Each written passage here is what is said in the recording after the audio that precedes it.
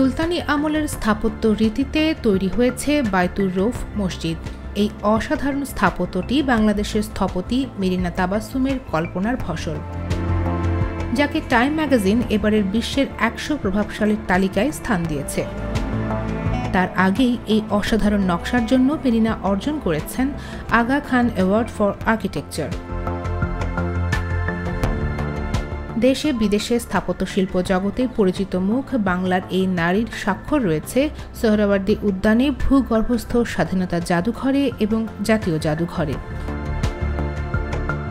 গত বুধবার প্রকাশিত টাইমের তালিকায় রয়েছেন মেরিনা সহ ৫১ নারী। যুক্তরাষ্ট্রের অস্কারজয়ী চলচ্চিত্র পরিচালক সোফিয়া কপোলা, অস্ট্রেলিয়ার গায়িকা কাইলি মিনোগ, আলবেনিয়ার শিল্পী দুয়া লিপা, যুক্তরাষ্ট্রের শিল্পী জেনি হোলজার, রাশিয়ার অর্থনীতিবিদ ইউলিয়া নাভালনায়া, যুক্তরাষ্ট্রের অভিনেত্রী ও টকশো উপস্থাপক কেলি রিপাও রয়েছেন এই তালিকায়।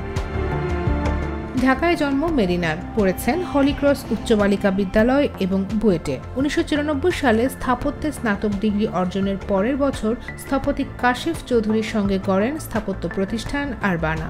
১০ বছর পর ২০০৫ সালে তার নামে খোলেন মেরিনা তাবাসসুম আর্কিটেক্টস। মেরিনার কাছে স্থাপত্য শুধু ইট বালির নির্মাণ নয়, এটি মানুষের জীবনে একটি ইতিবাচক প্রভাব ফেলতে পারে বলেই মনে করেন তিনি। তার সব স্থাপত্য নকশা পরিবেশ বান্ধব এবং টেকসই। জলবায়ু পরিবর্তনের ঝুঁকিতে থাকা এলাকায় কাজ করতে বেশি আগ্রহী তিনি।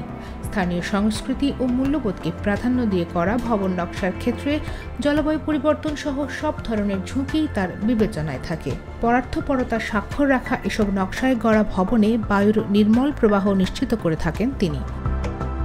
বাংলার মেয়ে মেরিনা তাবাসসুমকে কেন বিশ্বের প্রভাবশালীর একজন ভাবল টাইম ম্যাগাজিন, সে সম্পর্কে কর্তৃপক্ষ বলছে, পুরস্কারপ্রাপ্ত স্থপতিরা সাধারণত ব্যক্তিগত লাভের উদ্দেশ্যে কাজ করেন, পরোপকারের জন্য নয়।